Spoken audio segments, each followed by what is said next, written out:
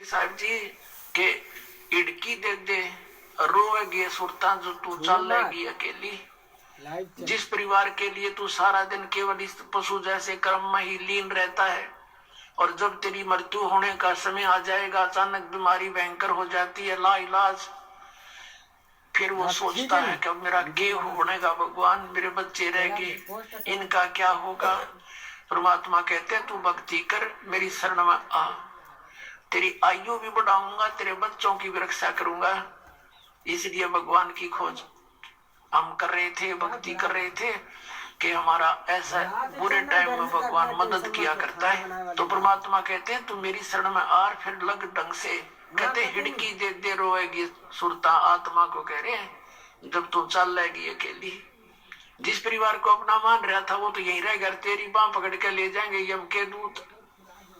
फिर नो क्या पछाड़ खा खा रोएगी तू आत्मा, क्योंकि तेरा कोई संभालने वाला होगा नहीं, तेरा भगवान परमात्मा साथ दे नहीं, क्योंकि आपने उसकी साधना की नहीं विधिवत। और यदि आपने सत भक्ति कर रखी है और आपका यहाँ से जाना भी तो है सभी ने, लेकिन मालिक आपके साथ खड़ा पाओगा जब कहेगा बेटा मेरे साथ, और यम के दूत दूर हो जाएंगे, न एक दूर कति 100 कोस दूर खड़े पाओगे। तो हमने उस दिन की भी अब थोड़ी सी चिंता करनी चाहिए जब संसार छोड़कर चलेंगे।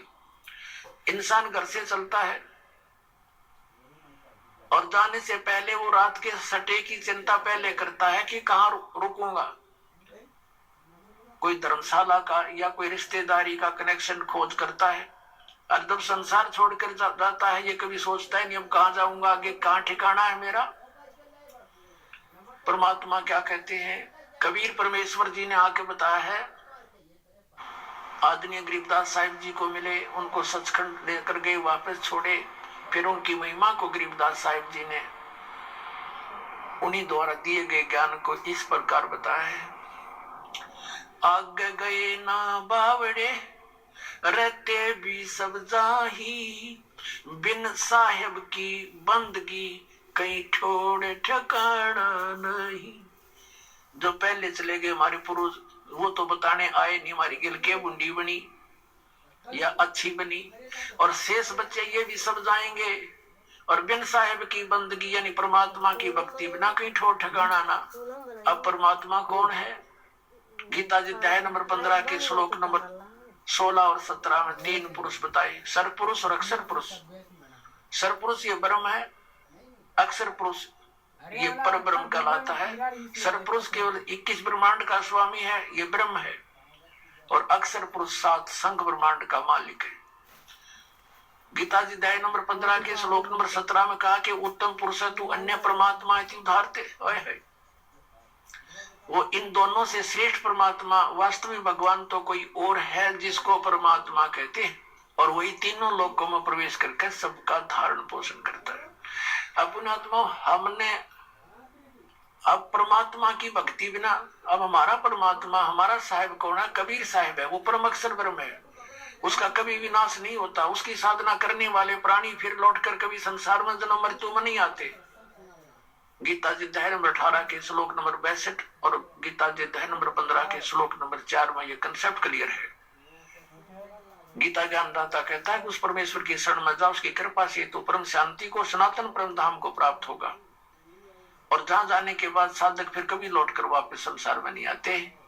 उस परमात्मा की भक्ति करो, वो गीता ज्ञानदाता से दूसरा है, अन्य है। अब क्या बताते हैं कि बिन साहेब की बंदगी कहीं ठोर ठिकाना ना। यदि हम ब्रह्मा विष्णु महेश या ब्रह्म या परब्रह्म यानी अक्षर पुरुष की भक्ति करते हैं तो जन्म मृत्यु सदा बनी रहेगी। इनकी भी जन्म मृत्यु है, और इनके अंतर्गत जितने प्राणी हैं उनकी भी, इनके साधकों की भी जन्म मृत्यु सदा बनी रहेगी। अब जैसे आप जी यहाँ खूब आराम से रह रहे हो, बच्चे हैं, पोते हैं, पोतियां हैं, या वैसे अभी बच्चे छोटे हैं, पढ़ रहे हैं, माता पिता हैं, या विवाह हुआ है तो आशाएं हैं संतान हो उसकी, उनके ऐसे परवरिश करूंगा। तो यहाँ से तो एक दिन चलो चलो होगी, कभी भी हो सकती है वो चलो। अब यहाँ से मृत्यु हुई, पुण्य पाप के आधार से, पुण्य के आधार से स्वर्ग गए। स्वर्ग का भी सीमित समय है जैसे यहाँ का समय है। वो समय पूरा होते ही वहां से कहेगा चलो बाई फोर्स, जैसे यहाँ से जबरदस्ती मृत्यु होती वहां भी जबरदस्ती बाई फोर्स। फिर नरक में ठोक दिए जाएंगे पाप कर्मों के आधार से। जब पाप कर्म पूरे होते वहां से चलो नरक से गधा बनो, गधे की योनि पूरा होते ही समय फिर कुत्ता बनो चलो, और कुत्ता की समय पूरा होगा फिर चलो सुअर बनो, और फिर चलो मनुष्य बनो, और फिर चलो स्वर्ग में, फिर चलो नरक में। तो यहाँ परमात्मा कहते हैं आगे गए ना बावड़े रहते भी सब जा, और बिन साहिब की बंदगी कितने ठोट ठिकाना ना, सब चलो चलो हो रही है। तो चलो चलो का नाश अब होगा, इस ज्ञान से होगा, कबीर भगवान से होगा, और इस सच्चे नाम से होगा जो दास के पास उपलब्ध है। और इसका एक बेनिफिट और होगा हमें कि हमारे इस जीवन में हमारे परिवार की आपदाएं भी टलेंगी। आपकी आयु शेष नहीं है, आपकी आयु बढ़ाएगा ये वो भगवान है जो उम्र भी बढ़ा देता है।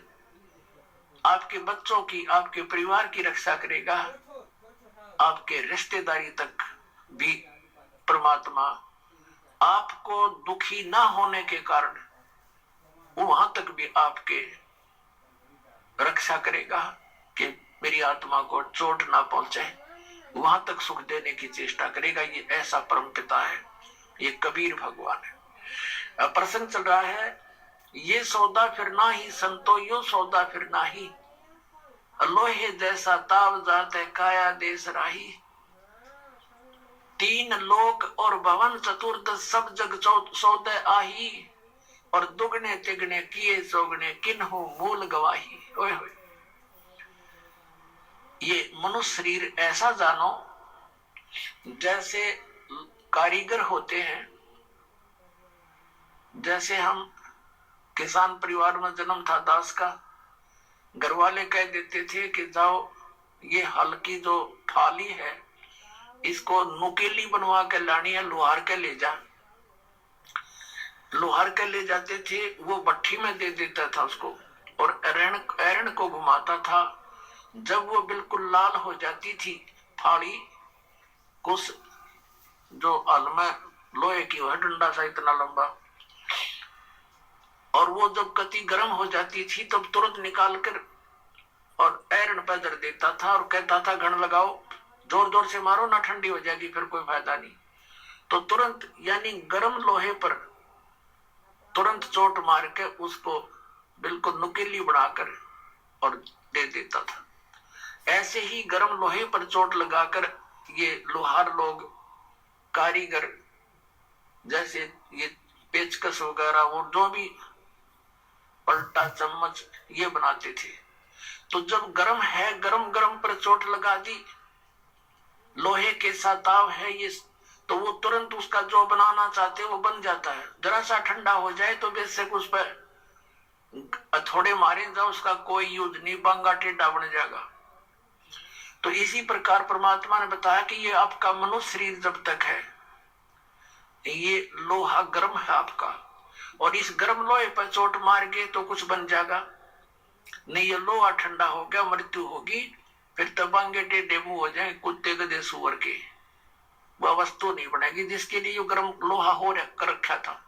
तो ये जब तक ये लोहे जैसा ताव जात है और काया देश राही, ये मनुष्य जीवन आपका बर्बाद हो रहा है, इसको संभाल ले। फिर क्या बताया है कि तीन लोक और भवन चतुर्दश ये सब जग सौदे आही, और दुगने तिगने किए चौगने किन्हु मूल गवाही।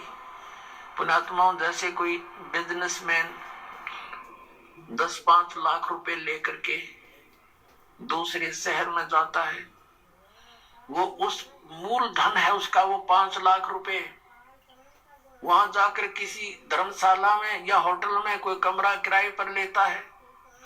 उसने वहां जाकर के उस मूल धन को दुगना तिगना चौगुना बनाने के लिए बिजनेस करना चाहिए, जो उद्देश्य लेकर वो गया है। तो जो उससे वो लाभ उठाता है, सौदा करता है, बेचता है, करता है, तो दुगने तिगने बना रहा है। और यदि कोई उस मूल धन को उस मूलधन से ही गुट्टी लगा रहा, शराब पीता है, किराए होटल का किराया भी दे रहा है, गुट्टी लावर खावे, अच्छा मालस हो जावे, तो वो अपने मूल का नाश कर रहा है, मूलधन को बर्बाद कर रहा है।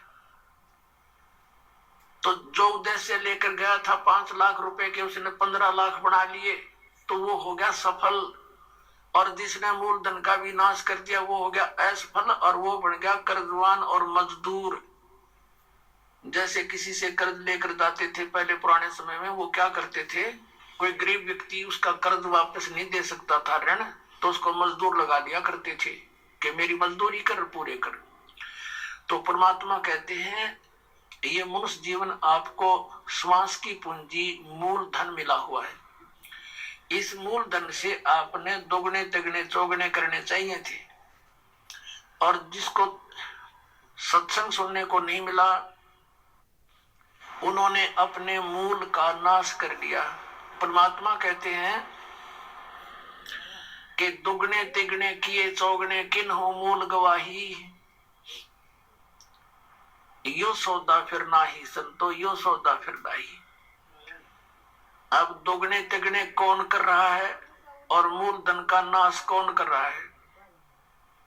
दुगने तिगने वो कर रहे हैं प्राणी जो सत्संग को समझकर परमात्मा का उपदेश ले लेते हैं, भक्ति करते हैं, दान करते हैं, सेवा करते हैं, परमात्मा की भक्ति करते हैं। वो अपने इस मनुष्य जीवन की पूंजी को दुगना तिगना चौगुना बना रहे हैं, वो साहूकार हो रहे हैं। और जो इस मनुष्य जीवन के अंदर अपना केवल अपने निर्वाह तक सीमित है, घुट्टी लाई सो गए, सिनेमा देखा, ताश खेले और बकवादा में बड़े रहे, सिनेमा देखा, तो वो अपने मूल धन का नाश कर रहे हैं। उसके बाद फिर परमात्मा क्या बताते हैं, जो भक्ति नहीं करते क्या बताते हैं कि ये दम टूटे पिंडा फूटे हो लेखा दरगाह माही, और उस दरगाह में मार पड़ेगी, तेरे यम पकड़ेंगे बाही, यम के दूत तेरी बाजू पकड़ के ले जाएंगे यहां से। और जा दिन की वो डरनी लग जा रहे अकनाही। फिर क्या बताते हैं परमात्मा कि जा सतगुरु की मैं बलिहारी, जो जामन मरण मिटाही। अब गरीबदास साहिब जी कहते हैं कि उस सतगुरु के ऊपर मैं बलिहारी जाऊं जो जन्म और मरण के इस महान कष्ट से छुटकारा दिलवा दे। तो पुण्यात्मा, जन्म और मरण के रोग से छुटकारा कौन दिला सकता है? कबीर परमात्मा। और कबीर परमात्मा का रिप्रेजेंटेटिव यानी उसका कृपा पात्र, उसकी भक्ति साधना बनाने वाला, बताने वाला संत जो साधना देगा, उस साधना उस भक्ति के कारण वो परम पिता परमात्मा कबीर साहिब आपकी जन्म और मृत्यु का ये नाश कर देगा। ना तो विष्णु जी की साधना से हमारा जन्म मृत्यु नाश हो सकता, जन्म मरण, क्योंकि ये स्वयं नाशवान है। ना शंकर भगवान की भक्ति से, ना दुर्गा की भक्ति से, ना ब्रह्म की भक्ति से। गीता ज्ञानदाता ये ब्रह्म है, श्री कृष्ण में प्रवेश करके बोलता है। ये खुद कहता है दूसरे अध्याय के 12वें श्लोक में, चौथे अध्याय के 5 और 9 श्लोक में गीता जी में, अध्याय नंबर 10 के श्लोक नंबर 2 में गीता जी में। ये गीता ज्ञानदाता कहता अर्जुन, तेरे और मेरे बहुत जन्म हो चुके, तू नहीं जानता मैं जानता हूं।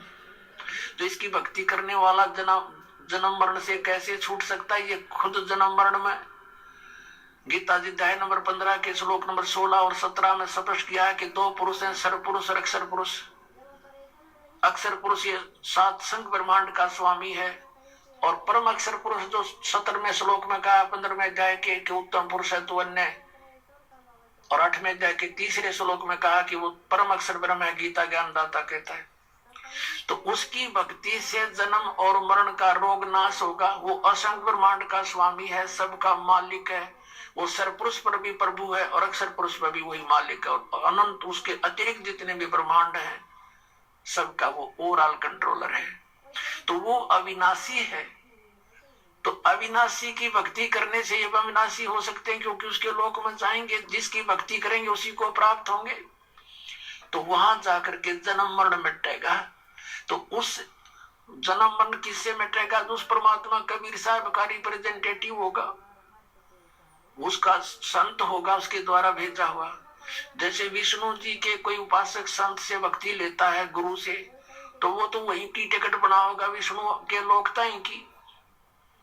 और जो ब्रह्म की साधना करने वाला कोई गुरु है ब्रह्म, तो वो उससे कोई नाम लेगा तो ब्रह्म तक की ही टिकट बना होगा वो, और यो दास बना होगा सतलोक की सिद्धि, बेड़ा पार हो जाएगा।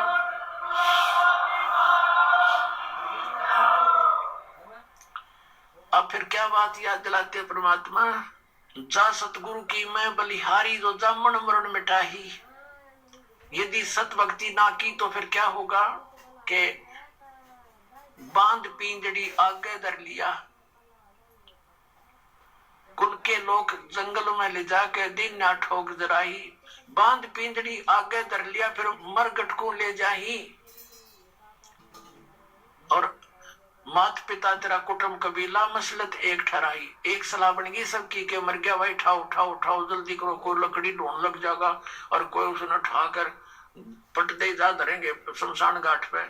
कहते हैं मात पिता तेरा कुटुंब कबीला मसलत एक ठहराई, और बांध पिंजड़ी आगे धर दिया मरगट को ले जाही। अग्नि लगा दिया जद लंबा फूक दिया उस ठाही। अब कर दिया काम, वो शरीर नाश तो करना ही था ना, तो उसमें कीड़े चल जाए, ये तो ऐसा शरीर है। इस मिट्टी से हमने सोना बनाना था भक्ति करके, और केवल ये पशु पक्षियों जैसे कर्म किए इस मनुष्य शरीर से हमने नाश कर दिया इस भक्ति का, इस मूलधन का। और फिर आगे क्या बनेगी? जो भक्ति नहीं करके जाते उसकी आगे कितनी लंबी कहानी बताई है। अब देखो इन नकली गुरुओं ने, हमारे धर्म गुरुओं ने हमारी कैसे दुर्गति करवा रखी है। परमात्मा बताते हैं, गरीबदास साहिब जी परमात्मा से प्राप्त ज्ञान को कैसे डिफाइन करते हैं कि मरने वाले का कर दिया अंतिम संस्कार, उसकी तो मिट्टी भी नहीं छोड़ी, ठाक नहर में गिरे। और फिर कहते हैं फिर पुराण बांध के पंडित आगे और पीछे गुरुड़ पढ़ाई। अपने आत्माओं परमात्मा हमें याद दिलाते हैं कि मृत्यु के उपरांत जो गरुड़ पुराण का पाठ किया जाता है उसका लाभ क्या होगा। गरुड़ पुराण के अंदर ये लिखा हुआ है कि जो प्राणी भक्ति नहीं करता और ना वो दान पुण्य करता विधिवत, तो यम के दूत पकड़ कर ले जाते हैं, ऐसे रास्ते से ले जाते हैं उसके तांबे की धरती पर से लोहे कति जलते हुए नंगे पैरों जाता है। वहीं पर भंडारे चल रहे होते हैं, अन्य जो पुण्यकर्मी प्राणी तो खाना खा रहे होते हैं और उसको प्यास और भूख सताती है। यम के दूतों से कहता मुझे खाना खा लेने दो, तो वो कहते खबरदार तूने खाना नहीं खा सकता क्योंकि तूने पुण्य नहीं किए। वो रोता है, पूरी तरह बिलखता है, बुरा हाल कर ले जाता है। फिर वो कहते हैं एक बार ले चल धर्मराज के पास, और क्या आदेश होता तेरी फिर सेहत बनावेंगे, तो फिर गढ़ेंगे। उसका कलेजा फटने को हो जाता है। फिर गरुड़ पुराण में बताया गया है कि जो ऐसे जुल्म करता है उसके हाथ कटता है, वो ऐसे कर्म करता है उसकी आंख फूटती है, वो अंधा होता है। परमात्मा कहते हैं मरने वाला मर गया, उसने जो करना था वो कर दिया। अब वो गरुड़ पुराण मरे पाछे के काम होगा, उसका जिंदे जी पढ़ाना था ताकि उसको डर लगता, भगवान से भक्ति करता, परमात्मा इन दुखों को याद करके बुराइयों से बचा रहता। अब वो कर्म फोड़ कर चला गया, ये गरुड़ पुराण का पाठ करा, इनकी सारी उल्टी रीति। अब परमात्मा क्या बताते हैं कि पुराण उठा, फिर पंडित आगे, गुरुजी आगे और पीछे गरुड़ पढ़ाई। फिर क्या बताते हैं परमात्मा, नर से तीतू पशुआ की जय गद्दा बैल बनाई, ये 56 भोग कहा मन बोरे की तो कुरुड़ी चरने जाई। ओए पुण्यात्माओं, इस काल ने हमारी बुद्धि इतनी कमजोर कर दी, हम ये सोचते हैं कि हमने जो आज ठाठ है मनुष्य जीवन में, जब चाहे भोजन खा ले, भूख लगते ही, जब चाहे चाय बनवा के पी ले, काजू किस्म सेब संतरे खावे, हलवे खीर खा लेते हैं। परमात्मा कहते हैं अगर इतनी सुविधा भगवान ने दी है जिसका कुछ काम भी नहीं आ रहा है, यदि आपने सत भक्ति नहीं की, गुरु धारण किया नहीं, तो फिर क्या होगा?